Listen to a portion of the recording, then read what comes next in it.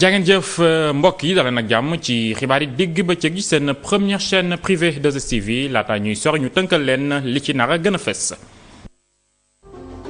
ci xibaar yi danañ dem fële ca Kolda foofee jigéen ñu bari ña ngay wéy di loru suñuy matu li koy waral bokk na ci xale yu jigéen yi teel a jël ëmb wala ñàkk fonk visite prénatale ak it ay sage-femme yi nga xam ne bariwuñ ca gox ba yeneen i feebar it yàpp nañ fa jigéen ña muy cancer du col de l'utérus wala sax cancer du sein.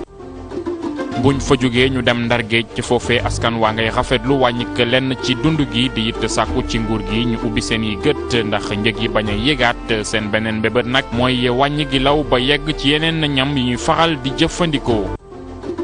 juróom-ñeent ak fukki fan ci weerum juin bi ñu jëm Yoff Layeen dinañ fàttaliku téeméer ak fanweer ak ñetteelu wooteeb Seydina Limaamu Laay waajtaay yi nag door na ñi yor wàllum organisation bi amal seenu ndaje démb ngir rek fësal seen ay jàmbat. ca bitim réew Mokhtar Ben Mokhtar nekk doomu réew ma Algérie moo amaloon attentat suicide yu faat lu tollook ñaar fukki nit fële ca Niger li mu ci jublu woon suñ ko dégloo mooy fayul waa Mali ci li Niger dugal loxoom ci xeex boobee. dale nag jàmm mbokk yi ni ñu ko xawoon léegi rek waaye laata ñuy soobu ci biir xibaar yi ñu tënkal leen rek xibaar bi mujjee ruus ci wàllum tàggat yaram muy Alain Giresse nekk daal entraîneur u Sénégal moom fesal na fanweer ak ñetti gaynde yi nga war a xam ne ñoo war a jongante ak réew ma Angola waaye nag ci liste boobee am na ci daal ñaari kàngam équipe yoo xam ne duñ ci bokk muy Demba Ba ak it Isiar Dia waaye tamit am na ñu yees ñoo xam ne daal dinañ ci teew muy Ablaye Seck nekk défenseur u Casa Sport waaye tamit milieu de terrain bi nga xam ne muy Salif Sané moom nag Nancy lay football muy fële ca réew mu France jaa ngeen jëf mbokk yi ñu dem fële ca Kolda foofu nag daal li nga xam ne mooy jigéen ñiy faatu bu ñuy am doom daal dafa bëri lool ba tiital ñi nga xam ne ñooy kilifa yi li ko indi nag nga ne daal bokk na ci benn ci ñett yooyee mooy jigéen ñi nga xam ne dañuy teel a wan lor maanaam daal liñ naan grossesse précoce ak it ñàkk farataal daal dem di def ay visite prénatale maanaam dem nemeeku sa yaram laata ngay am doom waaye tamit ñi nga xam ne ñooy ay sage-femme dañoo bëriwul benn yoon ca gox boobee di Kolda dañuy dem foofe ànd ci ak su natango ba ñu fa teewal di Bokar Kandé. Kolda dafa doon diwaan boo xam ne nag mortalité maternelle maanaam jigéen ñuy gaañu ca bi ñuy mucc dañ fi bëri lool bi ñu sukkandikoo ci benn enquête bi ñuy duppee ODS 5 gis nañ ne nag téeméeri junni doom yu juddu yu ne ñetti téeméer ak juróomi ñeent fukk ak ñaari yi ñoom dañuy ñàkk seeni yaay fii ci Kolda nag jigéen yi dañuy faral di feebar tamit te feebar yu bëri di ay feebar nag yu ñuy jëlee ci sëy yu teel yi wala nag ci yenn pratique culturelle yi lii nii yëpp nag li muy wone mooy jigéen ñi fi yeewoo nag dañu nekk ci ay jafe-jafe ci li jëm ci wàllu seeni wér-gi-yaram loolu sabab nag sage-femme d'État yi ngeen di gis nag taxaw tembe bëgg askan wi soppali doxalin te bi ñu leen di ñaax nag ci li sabab yenn feebar yu dal jigéen yi naka lañ leen di xamee ak niñ leen di moytoo sage-femme d'État yi amal tamit ay consultation médicale gratuite. consultation yi nag bëri nañ parce que ñu ngi def ni wooye consultation générale mooy nga xamante ne lu métti waay rek mën na ñëw fii général bàyyiwul dara mooy lépp dañuy jël mais am na ñeneen yi nga xamante ne dañuy jël dépister cancer ni ñooy cancer mbutitu njurukaay ak cancer ween waaw am na ñeneen ñuy def plan yi façon yu nekk waaw ak ay parce que yooyu la ñuy ay CPN consultation prénatale waaw mooy jigéen ñu wérul ñi ñu ëmb ñi. lii nii yëpp nag li ko wundu mooy sage-femme d'État yi dañu bëgg nag duggal seeni loxo bu baax a baax ci li ñuy duppee atteinte des objectifs du millénaire pour le développement ci wàllu wér-gi-yaram maanaam nag fexe jëlee fii yenn feebar yi fi ak at yu neew. les objectifs du millénaire. li ñuy def nii moom ñëpp kontaan nañu ndax liggéey bi mu nekk nii am na ñi nga xamante ne amuñu moyen pour ñuy fay seen consultation te lii nii li ñu def nii moo tax ñëpp tey wuy si nañ leen parce que léeg-léeg da ngay bëgg a ñëw consulter sa doo am li ngay fay. surtout le cancer du sein maintenant cancer du sein jigéen ñi amagul jëkkër aussi dañu gis ne des jeunes filles qui ne sont pas encore mariées dañu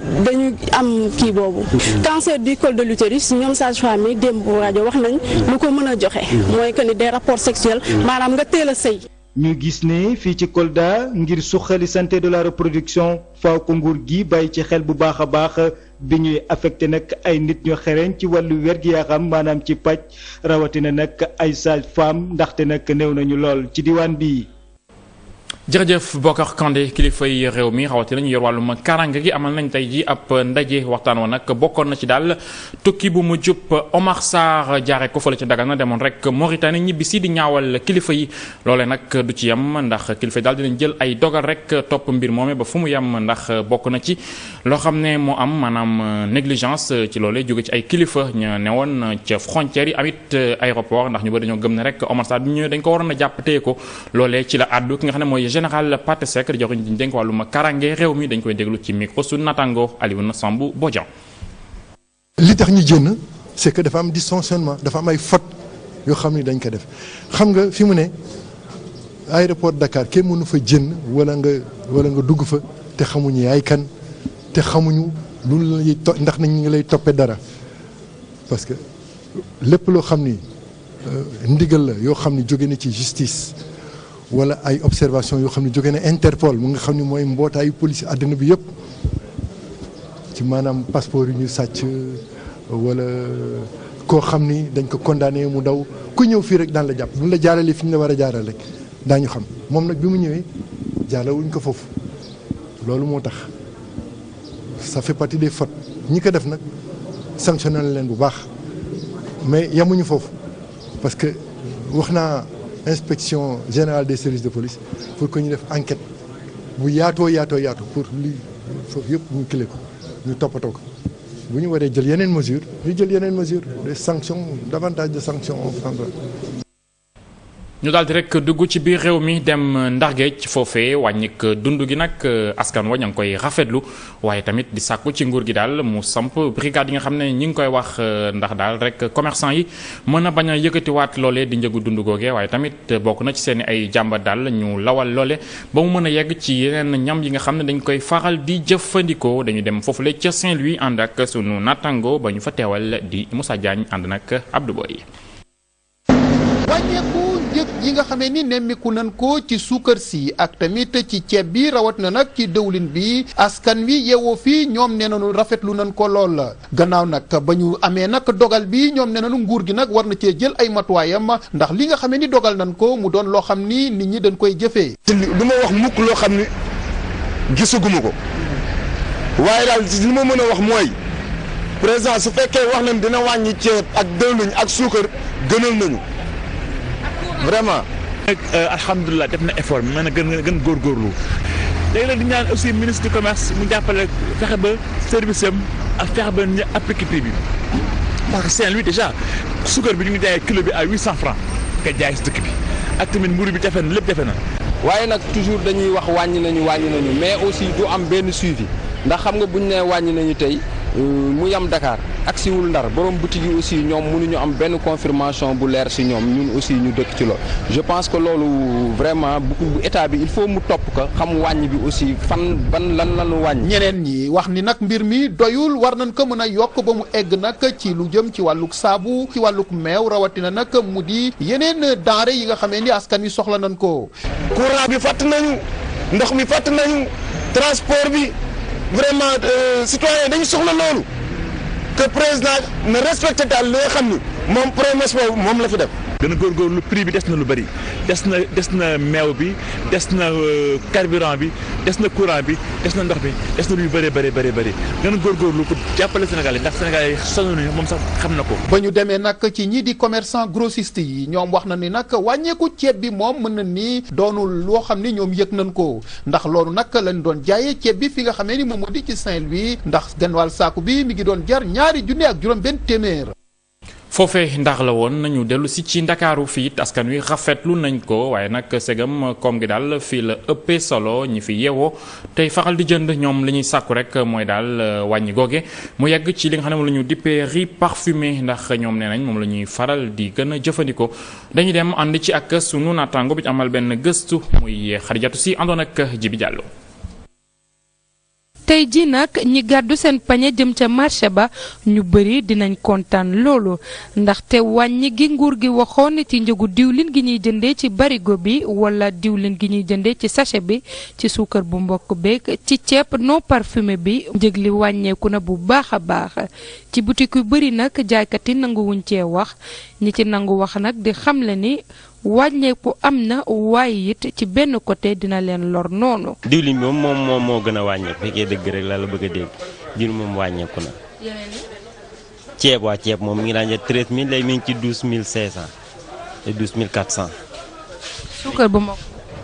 suukar waaw même suukar moom it wàññeeku na tuuti ah. diw bi nag moo ci xaw a tane diw bi moom li nga ko daan jënd bëri ko ak léegi du biram bi ak léegi du benn diw moom boo jaay sax nga xam ne ceeb yi ak suukar yi moom dafa xaw a doy waar. ceeb bi moom di dëgg bi moom man moom dem pour l'instant détail bi dama koy arrêté moom ba ban kii ndax lii moom moo ko jaayee mënuma cee génn ndax 500 francs boo ko bëggee dàq ci saaku ceeb kooku mënul sotti daal man moom dama koy arrêté. kilo suukar di jar léegi 575 francs kilo ceeb di jar 260 francs litre diwlin di jar 900 francs bu dee sachet yi la muy jar 290 ñu bëri loolu jigéen ñi nga xamante ni bu ñuy jënd diwlin dañ koy nattulu ñu kontaan ci wàññi boobee waaye nag bu demee ba ci ceeb bi ñu jàpp ne waroon nañu yaatal wàññi bi ba ci riz parfumé bi. diwlin bi moom wàññi nañ ko parce que tey bi ñu xëyee yëg nañu wàññi bi jënd nañu ne wàññi nañ ko moom litre diwlin ñu ko doon jëndee 1000 francs tey jii 900 lañ ko jëndee. suukar bu mokk bi jënd ngeen. waaw suukar bi waaw. luñ ci wàññee. suukar bi tam wàññi nañ si juróomi dërëm. ñun li mu wàññi gënaluñu parce que non parfumé bi la wàññi ceeb bi nga xam ne xeer kese la fu mu ne pour nga togg ko problème la foo nga nekk fa di yaag di taan nag di def ay feem parfumé bi nga xam ne ñun moom lañ gën a soxla kenn wàññiluñu ko. njëg liy génn seen poste di gën a wàññeeku boutique yi ak ñiy jënd di ne mbir yi doon na gën a mën a neex bu fekkante ne wàññi gi dina laal yeneen i produits ndaxte loolu dina tax bu ñu tëddee nelaw ba yandoor. man dinaa jënd 4 litres et demi. maanaam tey am nga bénéfice su ñaata. tey am naa bénéfice presque 450. loolu dara la de. dara la mais après. lu mu mën a jënd rek tey pour safal cin. non mën na am na moom faj na turu moom mais it yàq na turu parce que tey jii loolu boo ko dindee da nga koy delluwaat si ceeb bi nga xam ne kenn wàññi ko mooy parfumé bi. waaw bëgg na lool ñu ngi la koy laaj moom dañuy kontaan moom naan allo wàññi bi. dañ la koy laaj dañ la koy wax kontaan nañ ci moom. mais waaw ñoo ngi sa kanal waaw bu continuer dana baax. ngir nag jaaykat yi respecté prix yi leen état bi fixé dinañ jël ay agent teg ko ci terrain bi seen rôle di saytu ndax jaaykat yi saafonte nañu ak li état bi bëgg askan wi nag ñu leen di ñaan bu fekkante ne dafa am ku leen di jaay produit yi nga xamante ni moom la état bi digle ñu wàññi ko ci njëggudul loolu ñu mën a nag bañ a jënd wala boole ñi nga xamante ni ñooy def lu ni mel la ñi sant Njaay ak Diop commencé nañu bëgg loolu ci wàññi bi. jërëjëf soxna Khadijatou Sy Sénégal yàgg nañ koo kañ ci sàmm ak yelleefu doomu aadama waaye nag daf cee dellu ginnaaw lool bu ñu dégloo rapportu Amnesty International ci atum 2013 li ñu gis rek mooy daal président Macky Sall tanewul benn yoon ki ko fi jiitu woon di président Abdoulaye Wade ndax daal ci benn at bi nga xam ne def na ko fi rek ñaari sénégalais faatu nañ ci loxoy gendarmerie nationale ñu ngi it ay sénégalais yoo xam ne dañoo bëgg rek amal ab ñaxtu waa Amnesty yamuñu ci nee nañ tamit daal Sénégal ñi ngi génnee réew mi ñoo xam ne ay daw làqu lañ waaye tamit fële ca Casamance ay waa ngay wéy ndax fukk ak ñaari doomi réew mi yi nga xam ne rek rebelle yi ñoo leen jël teg leen loxo ki nga xam ne nag mooy Seydi Gassama mi ngi araftu nguur gi di leen wax nag ñu dellu ginnaaw ci ñaawteef yi nga xam ne moom lañ nekkee dañuy dem ci ndaje bi amoon démb ànd ci ak sunu ay natango Ndeyaram Touré àndoon ak Pape Samb. ci rapportam annuel bu atum 2013 Amnesty International fësal na ay ñaawteef yu ñu amal ci nguuru Macky Sall ci bile document bu ñeenti téeméeri page ñu ngi wax ni nguur gi mi ngi teg ay jëfin yoo xam ni day wootal fitna droit bi askan wi am ngir manifester ñu ngi leen koy bañal ci kàddu njiitu Amnesty International Sénégal mu dolli ci ne gouvernement lay yi muy fësal yépp dara yanuwu ci maana kiif dafa gën a pire sax parce que suñu seetee ci wàllu liberté de rassemblement et de manifestation li xewoon ci Ablaye Wade temps Ablaye Wade moo fi xew ba léegi ay interdiction fii ci Ndakaaru ak ci région yi nguuru Macky Sall bi fi toogee ba léegi manifestation yu bëri la interdit te manifestation yi ñu ko bëggoon organiser ay syndicat lañu yoo xam dañ leen reconnaître ay parti politique ay société civile lu ko loolu mu ngi fi laaw ba tey te ñu ngi koy ñaawlu soo jëlee wàllu nit ñi nga xam ne day leen di rey ci brigade de gendarmerie ak commissariat de police mais dafa continuer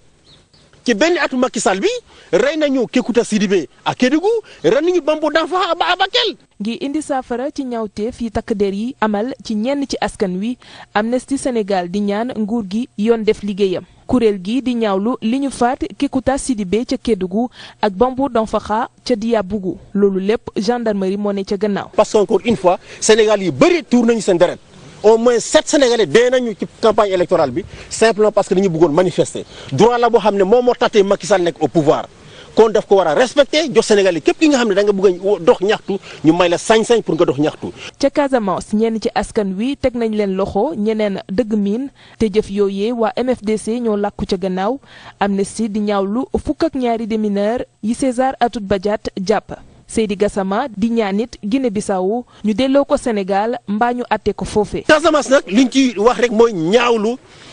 prise d'otage bi nga xam ne moom César Atoute Badiate def jàpp ay démineurs ñi nga xam ne bokkuñu ci fitna bi bokkuñu ci xeex bi dañ fa demoon rek pour déminer pour dimbali askanu Casamance mu jàpp leen en otage loolu nag crime la crime bu rëy la ci yoonu Sénégal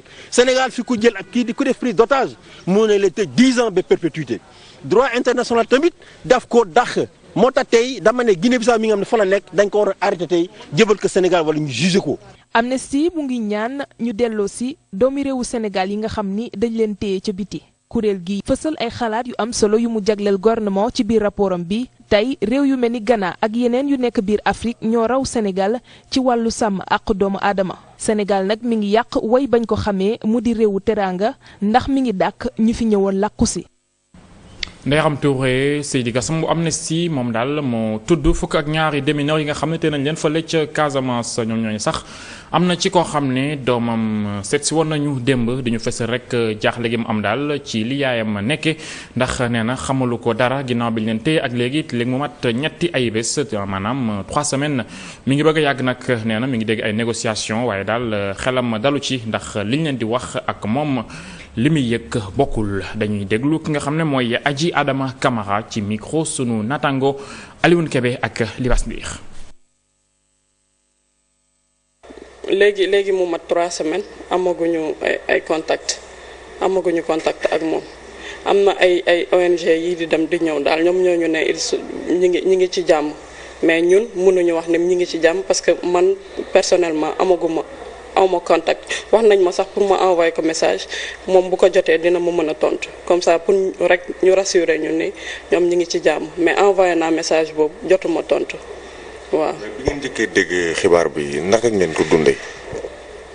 naxar rek ak tiis ak daf ñu bett quoi en fait waaw. parce que man sama mag sax dafa mujjee déplacé wu dem ba Ziguinchor démb lañ doon def foofu benn marche bu rëy pour la paix en Casamance mais jusqu'à présent ñoom ñi nekk foofu sax amuñu nouvelle donc naxar rek la ñu mën a am ci loolu waaw. kon ban appel ngay lancé ñi nga xam ne ñoo ko téye. waaw appel bi ma leen di lancé mooy ñu xoolaat li ñuy def. ba pare ñu xam ne ni ñooñu ñi fa nekk dañu am ay njaboot yi nga xam ne ñu ngi leen di xalaat waaw ndax sama yaay mi ngi liggéey man maa ngi ci benn école boo xam ne on paye cher te moom moo koy fay donc ñaxtam la quoi léegi nañu xool ci ñun ñu xam ne ni ñoom ñi ñu téye noonu am nañu ay doom yoo xam ne ñu ngi leen di xalaat waaw xamuñu ci lu ñu nekk. li ma leen di ñaan daal mooy ñu relâché leen ñoom ñëpp waa gouvernement bi tamit franchement maa ngi wax ni yàgg na quoi ñu ngi wax tout le temps négociation mais dafa mel ni négociation aboutiruñu soit ñu envoyé pour ñu négocier ñoom ñoo excusez-moi mais ñoom ñoo deful seen liggéey soit wala ñu envoyé pour ñu négocier ñoom ñoo xamul milieu bi. waaw maa ngi lancé benn appel tamit ñu jël ay nit yoo xam ne ils connaissent bien xam nañu milieu bi bu baax am nañu habitude di dem foofu xamante nañu ak ñi leen téye pour négociation bi gën a gaaw. diggante atum 98 ba 2012 li ci xew bëri na te am solo loole nag la bindkat bi di Boubacar Boss Diop jël rek tënk ko ci benn téere daal di koy dippee la nuit de Limoko loole nag wax na ci daal ay xew-xew yoo xam ne ci président Abdou Diouf la doore woon jëm ci Macky Sall jaare ci Abdoulaye Wade. Boubacar Boss Diop nag nee na li mu ràññee rek te nemmeeku ko mooy daal njiitu réew mi di Macky Sall dëgg la sax moo gën a dal ki mu fi wuutu di Abdoulaye Wade waaye tamit jëfin yi daanaka wutewul ndax yàq gi bëri na te it coow li bëri na dañuy dem déglu ji Boubacar Boris Diop ci ndaje bi nga xam ne amoon na démb ànd ci ak sunu natango Badara Diop. di ab titre bu xaw a yéeme bu auteur bi daal di tànnal boppam ay araf yu mu xalaat daal di sukkandiku ci li nga xamante ni moom moo di ñàkkub Abdoulaye Wade ñeel nguur gi ak li nga xamante ni moom moo di tuuma yuñ doon teg ci ndodd ki nga xamante ni moom moo di styliste bi di Oumou Sy. La Nuit de Limoko di tur bi nga xamante ni moom la ñu jox recueil de nouvelles bu mujj bu Boubacar Boris Diop moom nag mu ngi dikkaat ci li nga xamante ni moom moo di yenn xew-xew yu fi amoon ci diggante atum 1998 ak 2012. kumpa la nag kumpa la dañ may faral di laaj waaw lu tax La Nuit de Limoko xam nga nit ñi li ñu bëgg mooy boo jëlee téere boo gisee li ñu bind ci xët bu njëkk bi nga xam lan moo nekk ci biir téere bi man nag léegi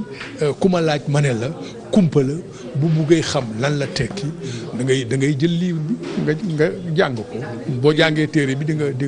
nga xam La Nuit de Limoko lan la tekki. bindkat bi ci wareefam bii di dikkaat ci xew-xew yi am ci biir réewam daal di àddu jëmale ci coowal politique bi nga xamante ni mu ngi lëmbe réew mi si gis-gisu Boubacar Boris Diop même bu fekkee ni sax am na lu soppeeku ci doxalin yi teewil ne yenn jëf yi ñu doon gis ci nguurub Abdoulaye Wade moom mooy feeñ boobu ba léegi bu fekkee ni sax Macky Sall am na fu mu wuutee ku mu fi wutu.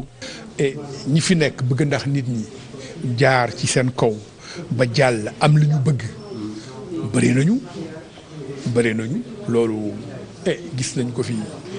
bi fi gaañi ñëwee jële fii Abdou Diouf mu ngi commencé feeñ bi gaa yi ñëwee jële fii Abdoulaye Wade kon léegi daal bu fekkee yow da ngay bind mbaa ngay def ay clip mbaa ngay def ay film ak yooyu sa warugar daal mooy nga fexe ba yee. di ab tomb yoo xamante ni daf ko tibbee ci xolam te lu bëri moom sax mu daal di koy dund. La Nuit de Limoko bu Boubacar Boris Diop di dikkaat ci xew-xew yi gënoon a fës diggante 1998 ak 2012.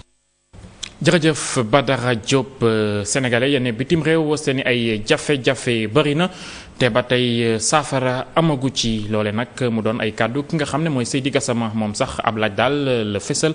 maanaam jawriñ diñ dénk sénégalais yi ne bitim réew lan mooy njariñam tey moom li mu gis rek mooy jawriñ joojee defu fi dara loolu rek mooy tax daal mu sàkku ñu tas ministère bi yor wàllum sénégalais yi ne bitim réew te rek ñu dooleel li nga xam ne mooy consulat yi teewal Sénégal ci réew yooyee dañuy dem déglu ci Seydi Gassama ci micro sunu ay natango Ndeye Arame Touré ak Pape Samb. dama ne ministère sénégalais yi nekk extérieur ñoom ñoo yore réew mi ñëpp xam nañu ni doomu Sénégal yi nekk extérieur xaalis bi ñuy yónni moom moo tax Sénégal di dund tey sans les envois des immigrés Sénégal explosé na depuis très longtemps moo tax nguur gi dafa war a faydal n'est-ce pas soxla immigré yi ministère des Sénégalais extérieur bu fi nekk amu fi benn njëriñ dañ ko war a supprimer ñu jël moyens ñu ko affecté ñu ko jox budget bi ñu ko jox ñu affecté ko consulat yi consulat Sénégal ci bitim réew amuñu benn moyen soo fa demee di laaj ndimbal kenn du la dimbali suñu la policiers yi ak alkaati yi suñu exercer violence contre yow wala boog suñu faree sénégalais amuñu benn moyen pour dem tribunal jël avocat pour mu xeexal leen loolu nguur Sénégal moo ko war a def malheureusement duñ ko def kon Sénégal nguur gi dafa bàyyi loxoom ci immigré yi moo tax vraiment ñu ngi lancé appel Macky Sall loolu dafa yomb ministère du Sénégal extérieur amuñu fi benn njëriñ nañ ko supprimer ñu yokk budget affaires étrangères yokk budget consulat yi pour que ñu mën a jël en charge les préoccupations de nos compatriotes nekk à l'extérieur. Tiwaawoon dëkku Seydi Hadji Malick Sy tur bi nag egg na fu ne waaye teewul ay jafe-jafe am na fa. loo rek moo tax daal jawriñ ji nga xam ne moom la ñu dénk wàllum biir réew mi ak it ki nga xam ne moo yor wàllum tabax bi ñoom daal amal nañ ab ndaje démb te ki ko jiite rek muy njiitu jawriñ di premier ministre Abdoul Mbaye ñu yëkkati lu tolloog juróom milliards ak genn wàll ci suñu ay koppar rek fas yéene ko def ci dëkkub Seydi Hadji Malick boobee dana dem nag ci wàllum préfecture bu ñu fay tabax ak it ay tëli yoo xam ne dana jàppale askan wi ba ñuy mën di dem fi ñu bëgg ndax waaw nañ ko yaatal lu tolloog fanweer ak ñetti village daal dolleeku na ci dañuy dem teewe ji ndaje bi ànd ci ak sunu ay natango Assane Diop ak Ablaye Ndiaye. boo xoolee ci anam yu mu mel niñ koy gisee ci taaram Tiwaawan dëkk bu sell bi lii jëm ci wàllu diineem feeñ na bu baax ci estimation yu mujj ñu am yi nga xam ni génnoon na atum 2005 dëkk bii lay amoon na population wu lu ëpp ñetti téeméeri junni habitants superficie lu ëpp ñetti junni ci densité wu téeméeri fukki habitants ci kilomètre carré boo jël moo ne day teewaayu li nga xam ni moo di infrastructure de base yi feeñul ci ni nga xam ni la ville bi siiwee loolu ci wàllu diine loolu waral ba njiitu réew mi joxe ay ndigal ngir ñu mën a teg comité de pilotage bu mën a moderniser ville de Tivaouane. comité boobule liggéey ci wàllu exécution wu première phase ay travaux yu ñu fa war a def ci wàllu urbanisation aménagement tabaxu ay infrastructure administrative waaye it wàllu yoon lii lee nekk ci buñ ko xaymaa ci lépp lu ëpp juróomi milliards. par exemple dinañu gën a yokk capacité wu hôpital bi nekk Tivaouane am na ay près de 600 millions yoo xam ne dinañ ko def ngir relever plateau technique bi dinañ fexe ba réeréwu leen mbir ni que Tivaouane temps yi dañ ko gën a yaatal ndax dañ ci jël ay villages yu bëri dugal ko ci biir Tivaouane daanaka Tivaouane dem na ba fekk village yooyu donc ñu dugal leen ci mu nekk ay villages yoo xam ne bu ñu xaymaa 7000 hectares la. extension wu ville Tivaouane dinañ ko def ndax yokk nañu fanweer ak ñetti villages yu bees yi nga xam ne ñoo waroon Tivaouane. leneen di mooy dëkkaan yu bees yi nga xam ni moo bokk ci commune de Tivaouane muy fanweeri dëkk ak ñett tey jii bokk ci biir commune de Tivaouane nangu ne bokk nañ ci biir commune de Tivaouane waaye il faut ñu am benn mandarga buy wane ni ñii ñun booleel nañu leen ci. projet de modernisation ville bu dëkk bu sell woowu ñi nga xam ñoo di kilifay municipalité bi joxe nañu ndigal ni ko seen premier magistrat bi waxee. hôpital bi ñëpp xam nañu ni que gàmm gu nekk suñ sëriñ si dañuy taxaw wax si mbiru hôpital bi léegi hôpital bi dégagé nañu 500 millions pour relever le plateau technique ndax hôpital bi dafa nekkoon centre tey jii mu nekk hôpital donc glissement boobu war na feeñ si plateau technique bi. donc premier ministre dégagé na loolu leneen bi mooy abattoir bi parce que abattoir bi dafa nekk si biir Tivaouane tey jii dëkk bi moo fekki abattoir bi donc abattoir bi mënutul nekk si biir Tivaouane.